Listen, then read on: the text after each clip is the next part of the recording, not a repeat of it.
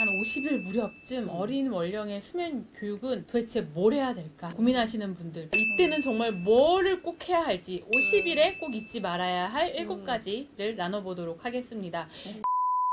어려울 때는 너무 수면교육 원칙을 지켜가지고 교과서처럼 하려고는 아직 하지 마시고.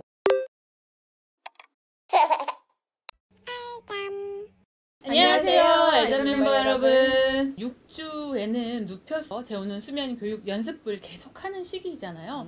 그 이전에 50일 무렵쯤 어린 월령의 수면 교육은 도대체 뭘 해야 될까 고민하시는 분들, 지금부터 울려 재울 거예요 라고 이렇게 안 돼요 하시는 분들도 있긴 한데, 그게 아니라 이때는 정말 뭐를 꼭 해야 할지 50일에 꼭 잊지 말아야 할 7가지를 나눠보도록 하겠습니다.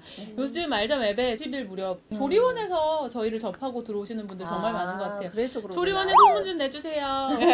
이 수면 교육에 대해서 너무 잘 알려져가지고 이제 아주 강박적으로 뭔가 해보고 싶은 분들이 너무 강박적일까봐 걱정이 되네요. 수면 교육이 거의 평준화가 된 것 같아요. 맞아요. 저희가 처음 수면 교육 할 때는 사람들이 수면 교육을 잘 몰랐었거든요, 사실. 그렇죠. 몰랐죠. 알자는 힘이 이렇게 큽니다. 이 시기에 첫 번째로 해야 할 일은 뭐가 있을까요? 아직 밤낮도 모르는 아이들도 있단 말이에요. 아직. 그죠. 아직 수면 호르몬도 잘 나오지 않고 밤낮 가르쳐줘야죠. 그러니까 밤은 밤같이, 낮은 낮같이 해야 한단 말이죠. 이제 밤낮을 아직 전혀 못하고 낮잠도 잘 못 잔다 그러면 낮에도 어둡고 재워야 되는 것이지만, 그 전에 밤낮을 잘 구분하지 못할 때는 밤엔 밤같이 하고 낮에는 생활소음도 어느 정도는 인정을 하고 밝기도 너무 어둡지 않게 하고, 그래서 밤은 밤같이 낮은 낮같이 재워서 아이가 밤낮을 구분할 수 있도록 해주자. 이게 어쩌면 가장 처음이 아닐까 싶습니다. 그리고 이제 뭐 전월령에도 다 마찬가지지만 아이가 잠을 잘 자려면 잘 먹어야겠잖아요. 그래서 얼마나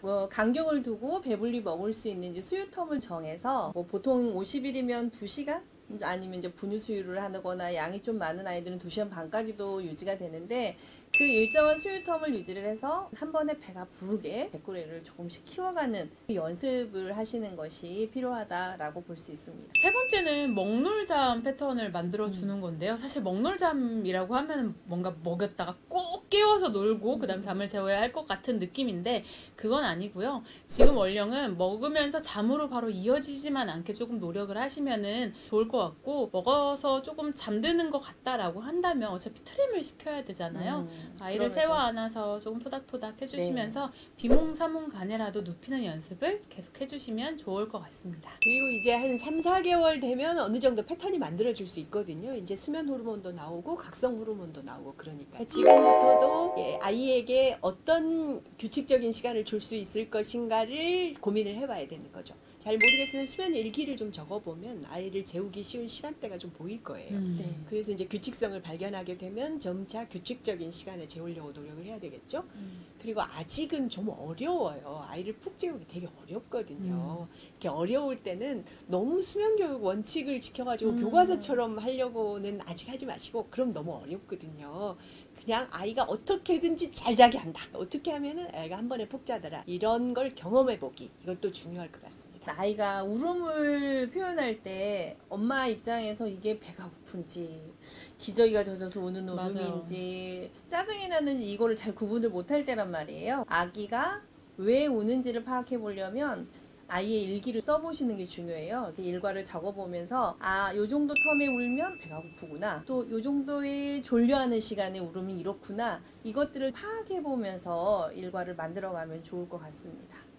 그리고 6번째인데요. 요새 아이들이 딱 누워있다가 갑자기 깜짝 놀라면서 깬다라고 많이 얘기하세요. 속삭이를 조금 일찍 끊는 경향이 좀 보이는 것 같아요. 맞아요. 추세가 그런 것 같더라고요. 불편해 보이신다라고 얘기를 하시는 분도 되게 많고, 발달에 문제가 될까봐 오히려 속삭이를 풀어버리신다라는 이야기도 되게 많거든요. 이제 속삭이를 만 2개월 이상에서 사용하지 말라고 하거든요. 근데 이제 그 속삭이 아주 타이트하게 싸는 그 속삭이를 말하는 거고, 요즘 뭐 다른 대용품들이 있잖아요. 엄청 많죠. 알잠 슈트도 있으니까 알잠 슈트는 특히나 손을 나중에 이렇게 뺄 수 있어서 졸업하기도 매우 쉽거든요. 그렇게 구조를 짜놨기 때문에 속삭이 대용 제품을 좀 더 사용하셔서 아이들이 깜짝깜짝 놀라면서 깨는 것들을 좀 막아주시면 좋을 것 같습니다. 네, 고관절을 너무 꼭 싸지 않는 대용품, 그다음에 여기를 너무 꽉 눌러서 혹시라도 영유아 돌연사 증후군과 관련될 만한 그럴 수 있죠. 예, 그렇게는 하지 않아야 되고 그렇지 않다면 속삭이 대용품이 모로 반사 같은 걸 좀 막아줄 수 있겠죠.